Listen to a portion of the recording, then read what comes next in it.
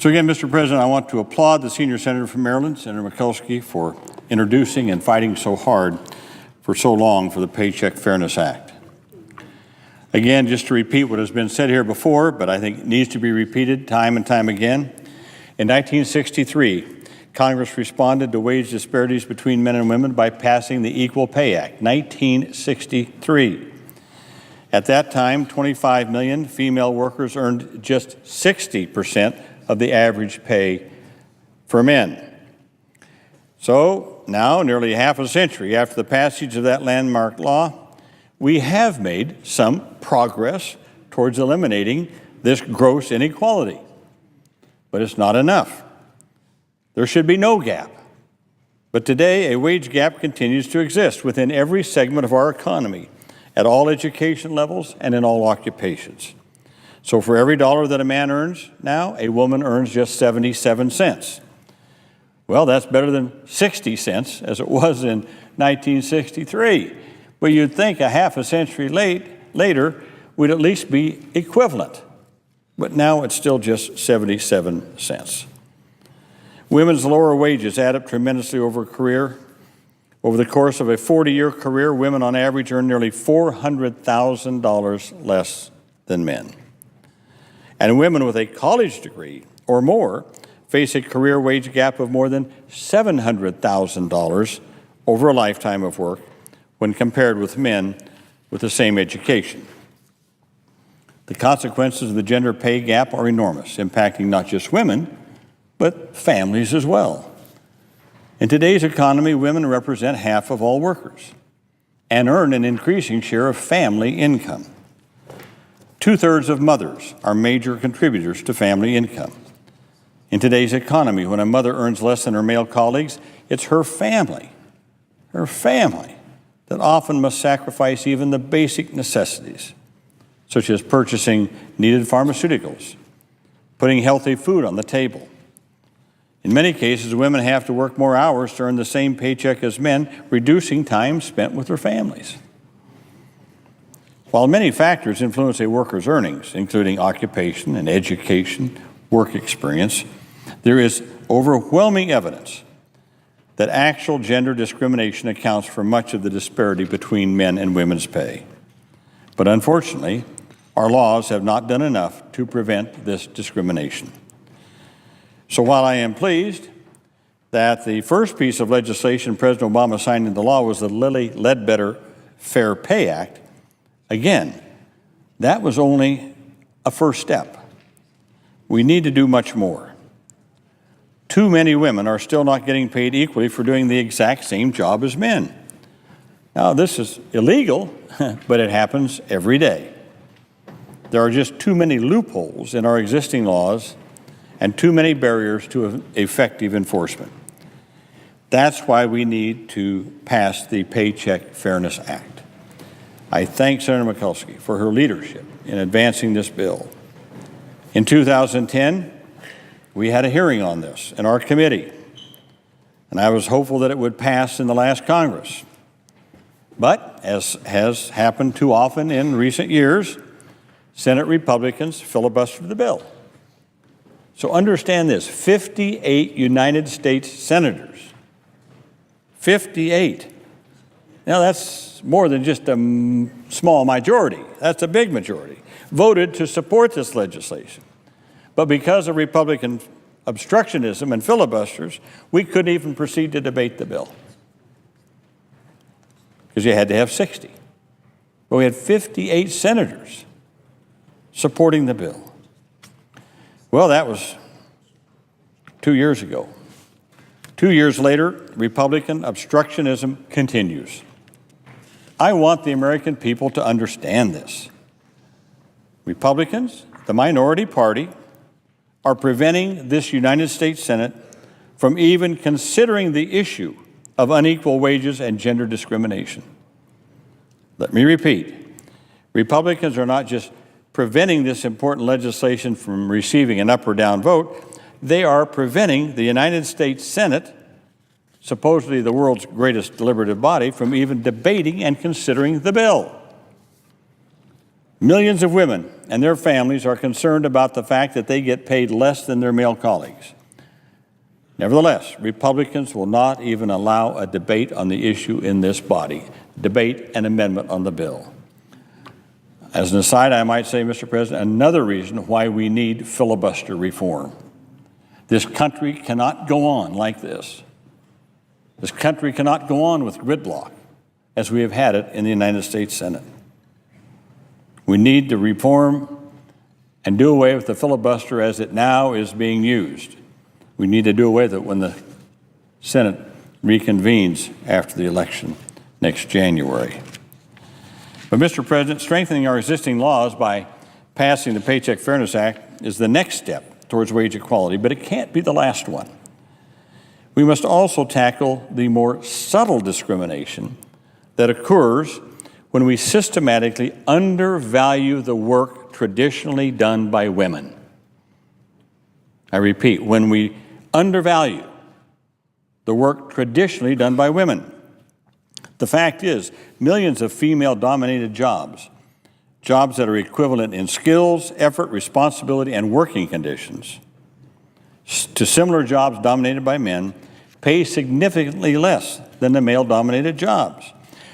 This is hard to fathom and impossible to justify. Let me point out a couple of things. Why is a housekeeper worth less than a janitor? 89% of maids are female. 67% of janitors are male. While the jobs are equivalent, the median weekly earnings for a maid is $387. For a janitor, it's $463. Truck drivers, a job that is 95% male, has a median weekly earnings of $686. In contrast, a child care worker, a job that is 95% female, okay, we got that? Truck drivers are 95% male. They get $686 a week, median. Child care worker, 95% female, has a median weekly earnings of $400.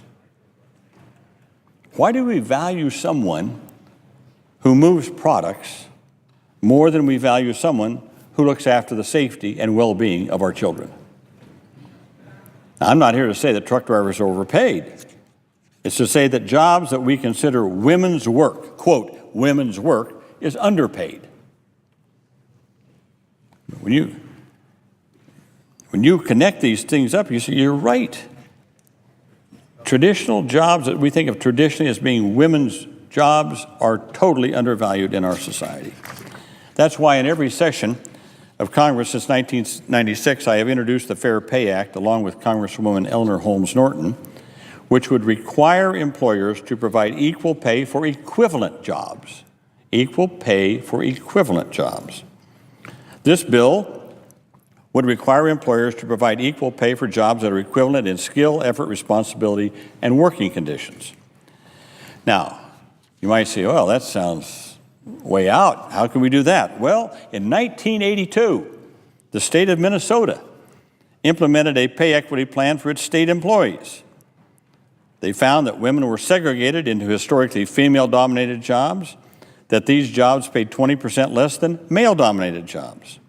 So, the state of Minnesota instituted this law. Pay equity wage adjustments were phased in over 4 years, leading to an average pay increase of $200 per month for women in female-dominated jobs. The wage gap closed by approximately 9%.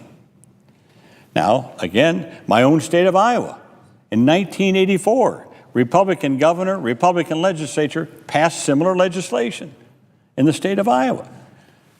Pay equity for equivalent jobs. Equivalent jobs. So this is not unheard of in this country. It's unheard of for us to do it at the federal level, covering everybody. But some states have already taken lead. As I said, Minnesota in 1982 and Iowa in 1984. This bill would require employers to publicly disclose their job categories and pay scales, not individual employee pay, but what are their categories and what are the pay scales. That way, a woman would know whether or not she needed to negotiate a better deal. Right now, women who believe that the victim of pay discrimination must file a lawsuit and endure a drawn-out legal discovery process to find out whether they make less than the man working beside them. Well, with pay statistics readily available for categories and pay scales, this whole process could be avoided. I asked Lilly Ledbetter at a hearing once, I said, if the Fair Pay Act, the one I'm just talking about now, had been law, would it have obviated her wage discrimination case? She said that with the information about pay scales that this bill provides, she would have known that she was a victim of discrimination and could have addressed the problem much sooner before it caused a lifelong drop in her earnings and before she had to go all the way to the Supreme Court to try to make things right. So, Mr. President, if Republicans allowed us to proceed to the bill, I would offer the Fair Pay Act as an amendment.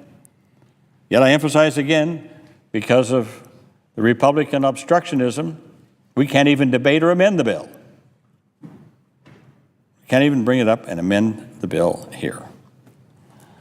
Finally, Mr. President, I want to comment on the RAISE Act. My Republican colleagues would have us believe that we can solve the pay gap by allowing employers to give merit-based pay increases above levels negotiated in a collective bargaining agreement. Well, this is nonsense. The RAISE Act has nothing to do with women's pay. Rather than seriously discussing gender discrimination, Republicans have tried to change the subject by resorting to yet another partisan attack on organized labor, on labor unions. In fact, not only does the RAISE Act do nothing to address the discrimination faced by women in this country, the RAISE Act would both exacerbate the wage gap and lower pay for all workers. Collective bargaining agreements raise wages for all workers. The RAISE Act would undermine collective bargaining by requiring that all union contracts include a provision allowing employers to unilaterally grant wage increases to select employees. The primary effect would be to weaken the union's ability to bargain for higher wages for all workers. It would also give employers unfettered discretion to dole out pay increases to preferred employees. That's a recipe for more discrimination, not less. So, Mr. President, I urge my colleagues to stand with Senator Mikulski in support of the Paycheck Fairness Act today. It's a simple, common sense piece of legislation. There's no reason why we shouldn't take it up and pass it right away. And once we have closed the loopholes and ensured effective enforcement of the Equal Pay Act, we must turn our attention to the millions of women, especially low-wage workers whose work is undervalued. Think of child care workers. Think of the women who are now taking care of our elderly, who are living longer but need supportive care in their later years, mostly women. Why is that work being undervalued? We must ensure that they receive the recognition and fair treatment and fair pay they deserve by passing the Fair Pay Act also. So in closing, Mr. President, the fight for economic equality is far from over, and it shouldn't be over until every working woman in America receives a fair day's pay for a fair day's work. As the chair of the HELP Committee, I plan to keep advocating for fair pay and focusing on equal wages until we've achieved real equality for women across the country. But first things first, it's time for our Republican colleagues to end the filibuster, allow the Paycheck Fairness Act to come to the floor this afternoon for debate, amendments, and a final vote. Mr. President, with that I yield the floor.